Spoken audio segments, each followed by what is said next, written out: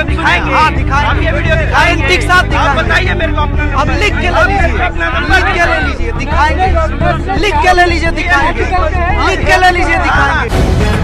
The live TV, सच सबसे आगे। नमस्कार दोस्तों, मेरा नाम है जयंती झा और आप देख रहे हैं द लाइव टीवी। ये वीडियो जो हमने आपको शुरुआत में दिखाई, इसमें जो शख्स आपको भीड़ के बीच अपना बचाव करता नजर आ रहा है वो एक पत्रकार है। पत्रकार की अगर बात करेंगे तो उसका कोई धर्म, जाति या मजहब नहीं होता दोस्तों।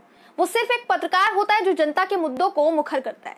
दोस्तों, खबर बड़ी भी है और आपको उस खबर को जानने के बाद एक पत्रकार के नजरिए से सोचने की भी जरूरत पड़ेगी। खबर यह है कि जंतर मंतर पर दिल्ली दंगों की तरह ही दंगे भड़काने की पूरी कोशिश हुई है। भारी तादाद में भक्त सेना, या यूं कह लें कि आरएसएस के लोग थे या फिर कौन लोग थे वो, लेकिन वो भक्त सेना थी, वो वहां नजर आई और इनकी भीड़ से एक नारा गूंज रहा था। हो सकता है ये नारा आपने पहले भी सुना हो। ये नारा था, मुल्ले काटे जाएंगे, राम राम चिल्लाएंगे। दूसरा नारा था, भारत में अगर रहना है तो जय श्री राम कहना होगा। इस भक्त सेना की अगुवाई कौन कर रहा था, और वो भी हम आपको दोस्तों बताएंगे, आगे की खबर में बताएंगे। लेकिन उससे पहले आपको मैं बता दूं कि अनमोल प्रीतम नाम के पत्रकार हैं। इस भक्त सेना के बीच वो रिपोर्टिंग करने पहुंचे थे और शुरुआत में हमने जो आपको तस्वीर दिखाई, आगे की तस्वीर जो आपको दिखाने वाले हैं वो पहली तस्वीर से भी ज्यादा खौफनाक है। अनमोल प्रीतम को जबरदस्ती भीड़ ने इकट्ठा होकर जय श्री राम बोलने को कहा। आपको वीडियो दिखा देते हैं, फिर इस भक्त सेना की अगुवाई कर रहे महान शख्स का नाम आपको मैं बताऊंगी कि वो महान शख्स कौन सी पार्टी से है, ताकि अंधभक्तों की आंख जो बंद है ना वो खुल जाए।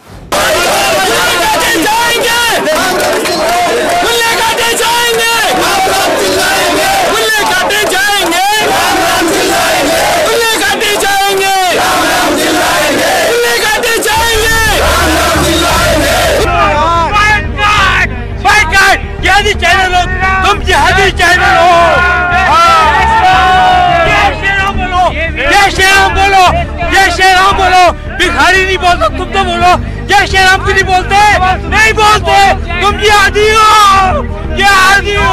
वंदे मातरम से तकलीफ है, भारत माता की जय से तकलीफ है, जय श्री राम से तकलीफ है।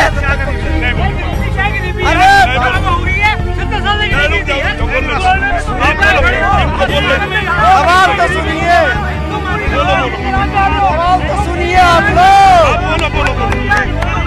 सवाल तो सुनिए। वीडियो दिखाएंगे? हाँ दिखाएंगे। आप ये वीडियो गारंटी के साथ दिखाएंगे। बताइए मेरे को अपना। अब लिख के ले लीजिए, लिख के ले लीजिए, दिखाएंगे। लिख के ले लीजिए, दिखाएंगे। लिख के ले लीजिए, दिखाएंगे। जय श्री राम बोलो, जय श्री राम बोलो, जय श्री राम बोलो, बोलो। अनमोल प्रीतम एक बहादुर पत्रकार दिखाई पड़े दोस्तों, जिन्होंने इन दंगाइयों का डटकर सामना किया। लेकिन क्या ये तस्वीरें एक सामान्य पत्रकार को दहला देने वाली नहीं है? ये एक नजारा था ताकि आप समझ पाए कि इन अंधभक्तों, इस भक्त सेना और हिंदुओं के नाम पर नफरत का एजेंडा चलाने वालों का मकसद क्या है। आपको बता दूं कि पत्रकार दलित समाज के मुद्दों को मुखर होकर उठाते हैं। ये जो पत्रकार है, जिस चैनल से बिलोंग करते हैं, दलित समाज के मुद्दों को उठाते हैं। अभी तक आपने सुना होगा कि ये भक्त सेना अपना रौब सिर्फ मुस्लिमों पर जमा रही थी, लेकिन अब इन्होंने दलितों को कुचलने की पहल भी कर दी है। फिर हमारे देश के माननीय प्रधानमंत्री नरेंद्र मोदी किस दलित समाज को बढ़ावा दे रहे हैं, ये सवाल मैं उनसे पूछना चाहूंगी और उनकी पार्टी से पूछना चाहूंगी, क्योंकि देश के दलितों के साथ तो ये सलूक हो रहा है। अब जो अंधभक्त इस घटना के पीछे भाजपा को जिम्मेदार बिल्कुल नहीं समझते, वो सोचते हैं भाजपा की कोई गलती नहीं है, उनके लिए एक दिलचस्प जानकारी है मेरे पास। इस दंगे को भड़काने वाले कार्यक्रम की जो अगुवाई करने वाले थे ना, वो भाजपा नेता अश्विनी उपाध्याय हैं। सबूत के तौर पर एक वीडियो भी आपको दिखा देते हैं, देखिए।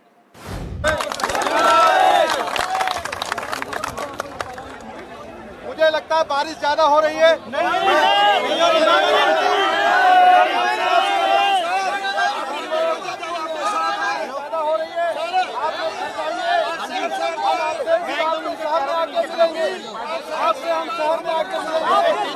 अश्विनी उपाध्याय तो बीजेपी के ही नेता है ना। कहीं अंधभक्तों को यह भी झूठ लग रहा हो तो जरा अश्विनी उपाध्याय का बायो चेक कर लीजिए, इंटरनेट पर आपको सब मिल जाएगा।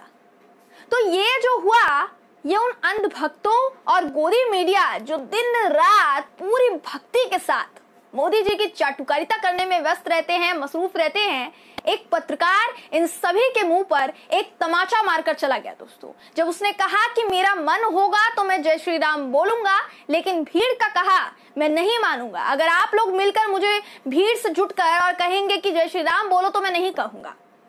देखिए दोस्तों, ये पहली दफा तो नहीं हुआ है, इससे पहले भी कई बार ऐसा सब कुछ देखने को मिल चुका है। लेकिन अचंभा है इस बात का, हैरानी इस बात की हो रही है कि ये जानकर कि अगर एक पत्रकार इनके बीच जाता है तो ये भीड़ के सहारे उसे नोचने की कोशिश करते हैं, उसे दबाने की कोशिश करते हैं, उसके साथ बदसलूकी करते हैं, बदतमीजी पर उतारू हो जाते हैं, राम का नाम बदनाम करते हैं। और ये सब कुछ राजधानी दिल्ली में ही होता है, लेकिन आरोपी अभी भी खुले सांड की तरह घूम रहे हैं। पर ना तो हमारे प्रधानमंत्री को संज्ञान लेने की फुर्सत है और ना ही बीजेपी के किसी कद्दावर नेता को ये वीडियो शेयर करने की फुर्सत है। आए दिन बीजेपी के आईटी सेल की सेना फालतू के मुद्दों पर चर्चा करती है, लेकिन ये वीडियो शेयर नहीं किया जा चुका।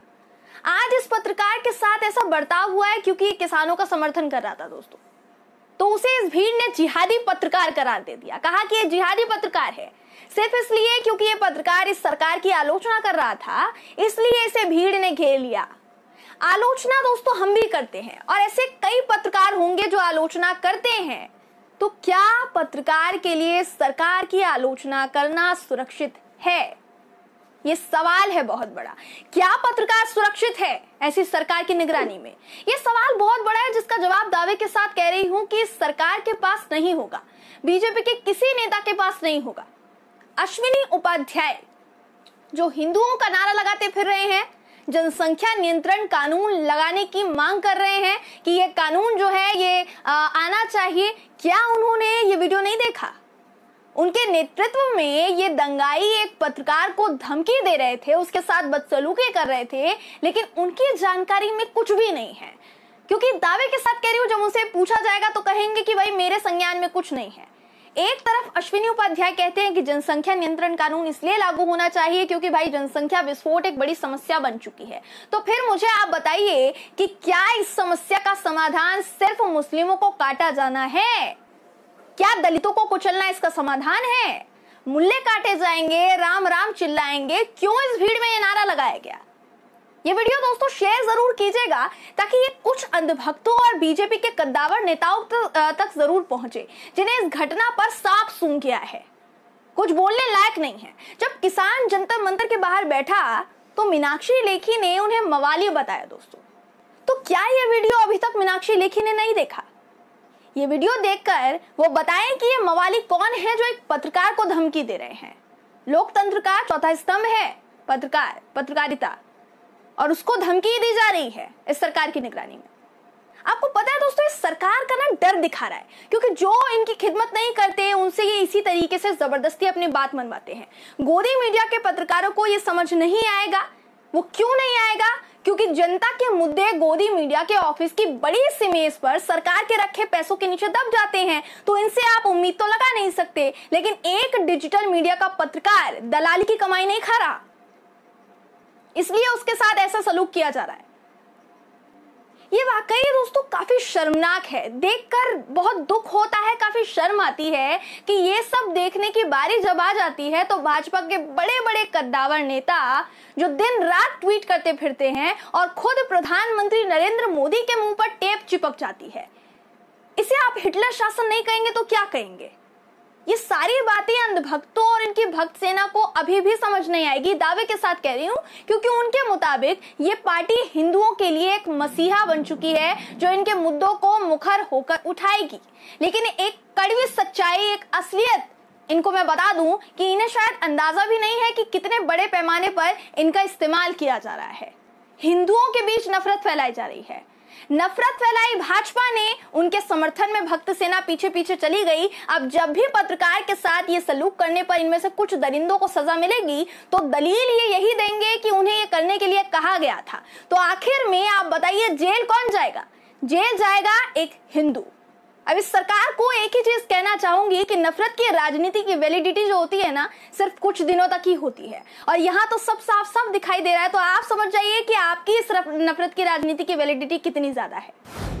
बहरहाल दोस्तों, इस पूरी खबर पर आपकी राय बहुत जरूरी है। कमेंट बॉक्स में कमेंट करके जरूर बताइएगा। अगर आपको ये वीडियो पसंद आई हो तो वीडियो को लाइक और शेयर करना ना भूलें।